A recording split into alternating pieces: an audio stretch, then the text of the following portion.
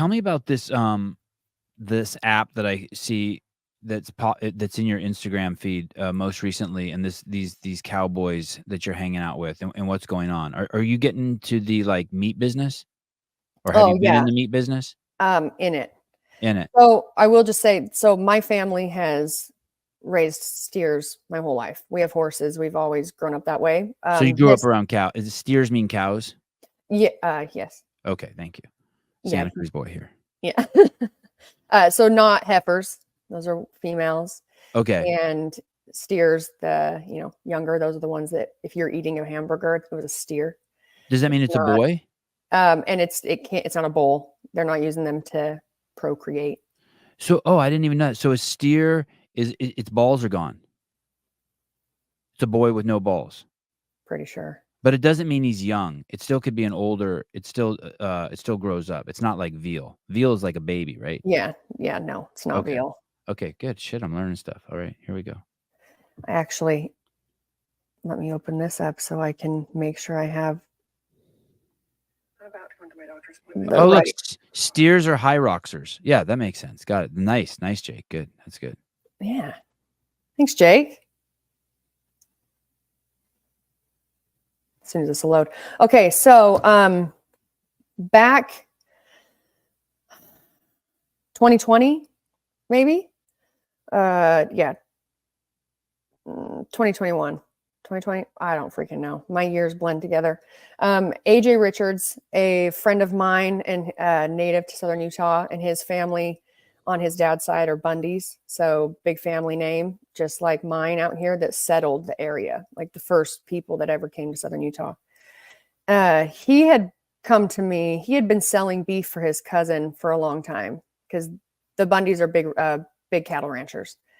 And he set a meeting with me, and we wanted to talk. He wanted to talk to me about like, how can we create consistent income and more opportunity for the people in our area, for the community here and for the ranchers, because that's, our family and the nostalgia and the history of our families is building the city, feeding the city, doing a lot of things like that. And so we had started talking about, he wanted to see if I was interested in creating a company with him where the first thought would be that we would bring them together and then land big contracts for beef that could be consistent contracts for consistent buying to help negate the sort of fluctuation that happens at the auction house. That happens, the cost of beef goes up and down and up and down. And it's not because of the producer. It's not because of the beef. It's because the middleman that's, overpricing people. So they are barely making anything by the time they butcher, and especially if they have to ship or if they have to truck, so it's so the farmers person and who takes ranchers, it from you to the store is somehow taking a grab that makes it so the person at the storefront can't make a good living.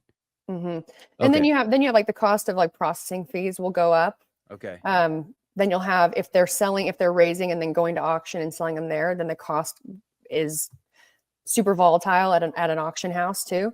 Right. And so we started working there. That morphed into Regenerative Pastures, which was the company bought a processing facility in Cody, Wyoming. AJ lives there now. He moved there. He ran the processing facility, and it was, a direct consumer. People could buy online through us. And then that morphed into what we really wanted to do, which is we have launched now our online. It's a platform. It's a marketplace.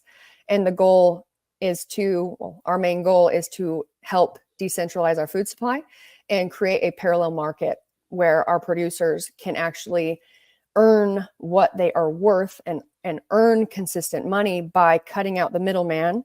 And the biggest way to do that is to get people to eat regionally and locally, know their producer, and not be going to a grocery store to get their beef. Plus, if I couldn't name off the four main companies unless AJ sent these to me, but there are the big four in the US. So this is it's not a free market. It's not there are 4 companies that own the entire beef market, and our country is exporting beef and importing, which we don't need to do. We don't need to import beef. We are more than capable of just feeding our country and taking care of the people here. And I couldn't tell you why they do what they do, but JBS, Cargill, Tyson, regardless, JBS is Brazilian owned. The people who own that company actually went to prison for the shit that they've done out in Brazil.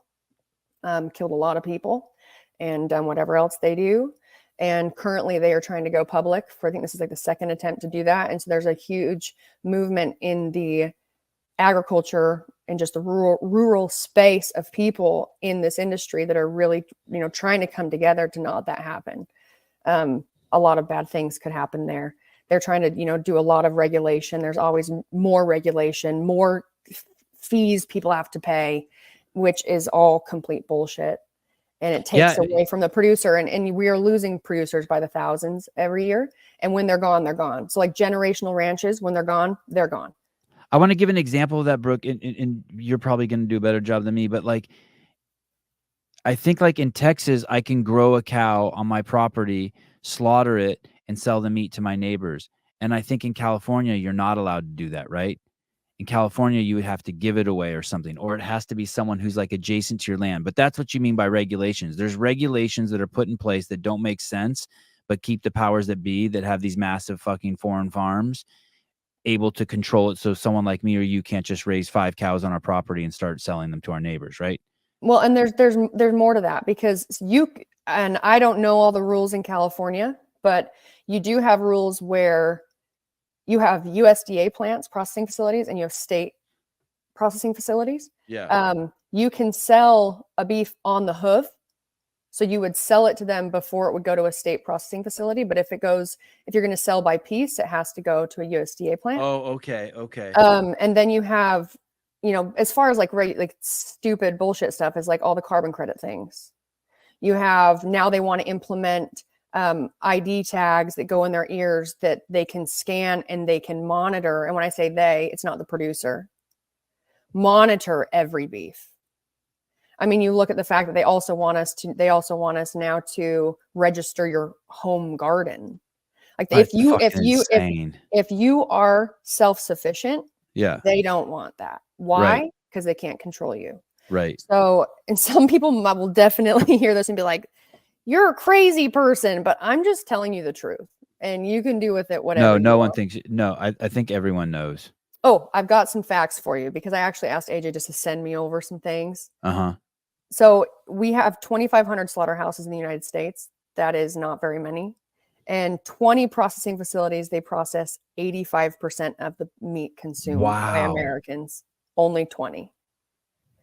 And then these are the big 4. It's JBS is Brazilian. National Beef is now owned by a Brazilian company. Tyson is multinational, and Cargill is private American family. And those are the companies that own the market. And those would be the companies that if you were like, I want to be a healthy person, that ain't healthy beef. Right. If you can find a local producer, it doesn't matter how they finish those cows. It doesn't matter.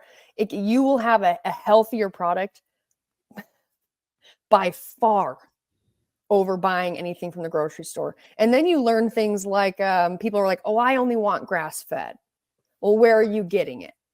When you say finish, you mean the last, sorry, just for people who don't know, you're talking about when you finish something, that's what you feed them in the last month of their life or something, right? Yeah. And that's typically how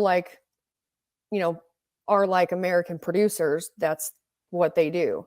But if you are getting beef from one of the big 4, those cows, those steers, they are on hormones because then they can grow them faster. They need turnover. They got to get fat, big, faster, and they're only on grain, and who knows what else they're feeding them, and they're in a feedlot.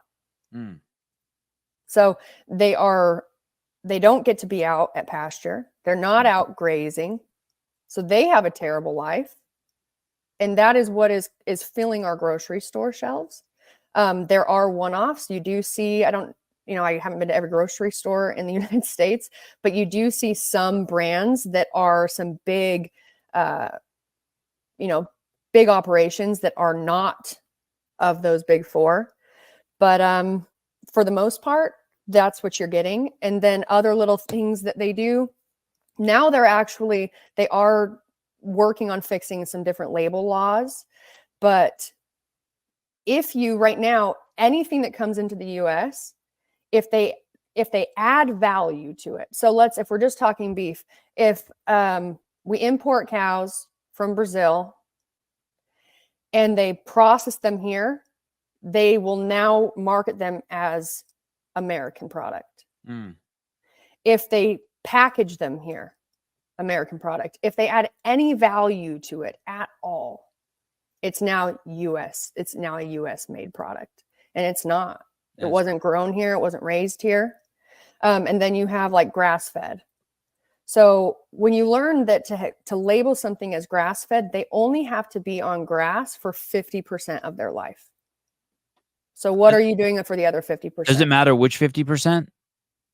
I imagine it's the first 50%.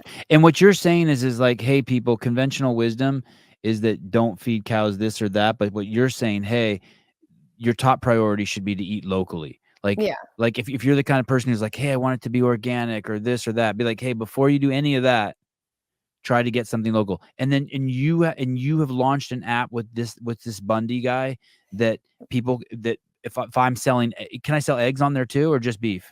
Yeah. So we've launched it. It's launched Montana to Arizona. We're partnered with White Oaks Pastures. They're out in Georgia. And we are onboarding producers, and we're slowly doing that. And then allowing more customers to come on. We're going to be working with, and we have a lot of plans in place to actually create more ability to service areas that just don't have producers around, like big cities. But it is fromthefarm.io. So you can go to the website, and we look at it as if we are partnering with our producers. This is not something that we will ever sell. This is not something that we will allow anyone to come on board on the business side that does not have the same values and beliefs that we do, because we believe it's very important. If we're creating this not for us, it's for people. It's for the community of producers and ranchers that have built this country, that feed the country, and that get the least amount of help. Is this it? From the farm? Yep. Oh, good. I didn't even know .io was a URL. Yeah. So eventually we will like to have, like an app for your phone, but this is where we have started. And it is something where when you go in, you put in your zip code or your address, and it pops up on the map, all the ranches or farms that are around you. And we've launched with beef, but we're slowly adding products. So ideally you'll have dairy, vegetables, anything that you can produce, even down to like artisan things too. But it has to be from you. And we have rules in there for like, no, we're not letting anyone come on that's white labeling. You're not going to create. Yeah, and it's not focused on the product. It's focused on the producer. It's focused on the family. It's creating a community that the way we keep functioning is we help. It's like, help me help you. You know what I mean? I always wish that there was a place around here, my house, where I could order eggs, and I would pay fucking top dollar for them if someone would drop off like once a week, drop off 50 eggs at my house. I mean, I have 3 little boys, right? Mm-hmm. It would be fucking awesome. A friend of mine and I were actually thinking about it for a second, like trying to raise like 1,000 chickens, but we abandoned it. I really want to do chickens. You like that idea too? Yep. I do want to do chickens. And the only issue is I'm not home enough. So until I have somebody nieces and nephews, help me train them. I know. Right. And I also really want a dairy cow. I told my dad, I was like, Dad, I want a dairy cow. And he goes, no, you don't. And I said, pretty sure I do. He's like, no, you don't. And I was like, yes, I do. And he says, you want to milk it twice a day? You got to milk it twice a day and you can't go anywhere. And I was like, all right. So I hear what you're saying. And I'm going to hold off on getting my dairy cow until I have a good system in place that, like, if I've got to go out of town, someone else can milk my cow. Yeah. Do you know who Joel Salatin is? Yes. I had him on the show and he was awesome. Do you like him? Mm-hmm. And I want to say that I want to say he processes obviously much smaller meat on his property. And then I had the Five Marys lady on. Do you know her? I don't know her. No. Do you know of her, Five Marys? I've heard of it. Yeah. Yeah. And they basically, they went up to like the Oregon-California border and they basically started their company. And it's like the whole town is like flourishing because of it. Mm-hmm. And then we both know Dave Castro, and Mm-hmm. he grew 3 cows on his property. And then the guy came with the truck and processed the cows right there, and he threw them in the freezer. And then I would go over there and buy some. Yep. I did Yeah, not we do. just. But anyway, that shit's so cool. Yeah. So this is the first year that I sold some of our steers, sold some of our beef to people around here, and next year I'll do it again. So we plan to increase the head count, the amount of steers that we have. Yeah. Something that we've never done, not because we really want to, but you have to have, for us out here, you need a winter range and summer range. So we don't have a cow calf operation, but eventually that's something that we would like to do. And yeah, when you drop off the steers to go get processed, it's like a 3-week thing. They will hang them. They'll hang in the freezer for so long, or, drying out, and then they butcher them and then package them, freeze them, and then you pick them up. But if you just go to a producer and you actually purchase, and not everybody can do it, right? Not everyone has a big freezer space. Like, you don't have enough room. And that's why we do need like something where, like, from the farm, or a lot of people that just buy like butcher box, or they order their beef or whatever they're getting every month, because then it fills their freezer and they go through it and then they order again. But if you have the ability to actually butcher, if you have a big family too, like our freezers are full all the time. We don't buy beef at the grocery store. We have it. It's in the freezer and it lasts. So some people are thinking like, well, how long can you keep it in the freezer? Dude, we're eating beef from a year ago. We're going to go through all the beef from our last processing before we even start the beef that we just barely filled up in the freezer. And it's great. It's great. Freezers aren't even that expensive though either, right? No, like it's just for space, for people that like just don't have the space for it. Like, put it in your garage. Right. That's where ours are. We've got one in one garage. We've got 3. We just bought a new one this year. We've got 3 freezers in the other garage.